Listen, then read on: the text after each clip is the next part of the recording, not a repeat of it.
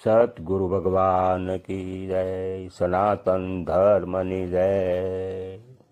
આત્મા કઈ રીતે બનેલો છે, આત્માનું સ્વરૂપ શું છે, આત્માના ગુણ શું છે, આત્મા કેવો છે અને એનું સાચું સ્વરૂપ કયું। પરમાત્માના પ્રગટ થયેલા એવા 3 શબ્દો પ્રગટ થયા, સત, ચિત્ત ને આનંદ। આ પરમાત્મા સ્વરૂપ છે ત્રણેય શબ્દો। ત્રણેય શબ્દો એક થાય એટલે સચ્ચિદાનંદ થાય। તો 3 શબ્દોથી આત્મા બનેલા છે। આત્માનું સ્વરૂપ સત, ચિત્ત ને આનંદ। આત્મા સત એટલે આત્મા સદાય વર્તમાન સ્થિતિને રહી શકે એ જ આત્મા છે। તેને ક્યારેય નાશ થતો નથી। તે ત્રણેય કાળમાં ભૂત, વર્તમાન અને ભવિષ્યકાળમાં સત્ય રૂપમાં અખંડ છે, એ પરિવર્તન નથી, એટલે એને સત કહેવામાં આવે છે। હવે ચિત્તરૂપ આત્મા ચેતન વંશ છે, તેનામાં જ્ઞાન, સમજ અને ચેતના છે। તે નિર્જીવ નથી, એટલે એને સત કહેવામાં આવે છે। હવે આનંદ આત્માનું અસલી સ્વરૂપ પરમ આનંદ છે। દુનિયાના ભૌતિક સુખો ક્ષણિક છે, પણ આત્માનો આનંદ કાયમ માટે અખંડ છે। આ આત્માનું અસલી સ્વરૂપ છે સત, ચિત્ત ને આનંદ। હવે આત્માના ગુણો વિશે જાણીએ કે આત્મા અનંત જ્ઞાન ધરાવે છે। આત્મા બધું જ જાણવાની ક્ષમતા ધરાવે છે। આત્મા અનંત દર્શન છે, એટલે કે આત્મા બધું જ જોવાની પણ ક્ષમતા ધરાવે છે અને બધું જ અનુભવવાની પણ ક્ષમતા રાખે છે। આ આત્માનો ગુણ છે। આત્મા કોઈ પણ દુઃખ વિનાનું અખંડ સુખ પ્રાપ્ત કરી શકે છે। આત્મામાં અખૂટ આત્મિક શક્તિ છે। આ આત્માના ગુણ છે। અને સામાન્ય નૈતિક ગુણ આપણે જોઈએ તો જ્યારે આત્મા શરીર સાથે જોડાય છે ત્યારે ત્યાંના ગુણો પણ શુદ્ધ મનુષ્યના સ્વભાવમાં આ રીતે પણ પ્રગટ થાય છે।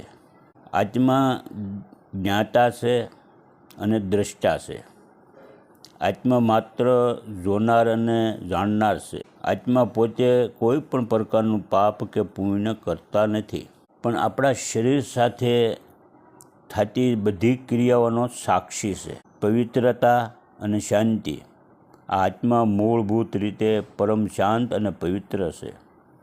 ક્રોધ, લોભ કે મોહ એ મન અને શરીરના ગુણો છે, એ આત્માના ગુણો નથી। પ્રેમ અને કરુણા એ તમામ જીવો પ્રત્યક્ષ દયા અને એકતાનો ભાવ રાખવો એ આત્માનો સહજ ગુણ છે। જ્ઞાન, શાંતિ, પ્રેમ, પવિત્રતા, આનંદ અને અમરતત્વ એ જ આત્માના સાચા ગુણો છે। આપણી અંદર રહેલી આ શાંતિ અને જ્ઞાનને ઓળખવું એ જ સાચું આપણું આત્મજ્ઞાન છે। અને આપણું શરીર તો હાડકાં અને માંસનું બનેલું છે, જે સમય જતાં વૃદ્ધ થાય છે અને નષ્ટ પામી જાય છે, પણ આત્મા અમર છે। આત્મા ક્યારેય મરતો નથી। અને આત્માનું સાચું સ્વરૂપ પણ ગીતાના 2 અધ્યાયમાં પણ સુંદર મજાનું ભગવાન સમજાવે છે કે આત્મા કોઈ શસ્ત્રથી કપાતો નથી, કોઈ અગ્નિ એને બાળી શકતો નથી, પાણી એને ભીજવી શકતો નથી, પવન એને સૂકવી શકતો નથી। આ જ આત્માની શક્તિ છે। આપણા શરીરમાં જે હું હોવાનો અહેસાસ છે એ જીવંતપણું છે, તે આત્માને કારણે થાય છે। અને જ્યારે શરીરમાં આત્મા નીકળી જાય છે ત્યારે શરીર મૃત્ય બની જાય છે, હલનચલન કરી શકતું નથી, કાંઈ પણ અનુભવી શકતું નથી।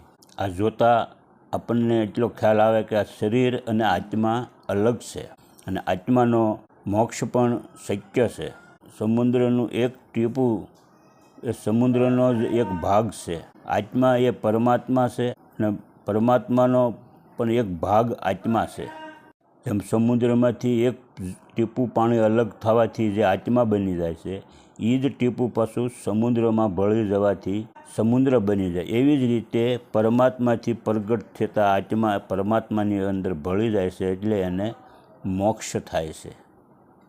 આ જ આત્માના સાચું સ્વરૂપ, આત્માના ગુણ અને આત્માની શક્તિ છે। આવી રીતે પણ આપણે આત્માની ઓળખ કરી શકીએ છીએ। સતગુરુ ભગવાન કી જય, સનાતન ધર્મની જય.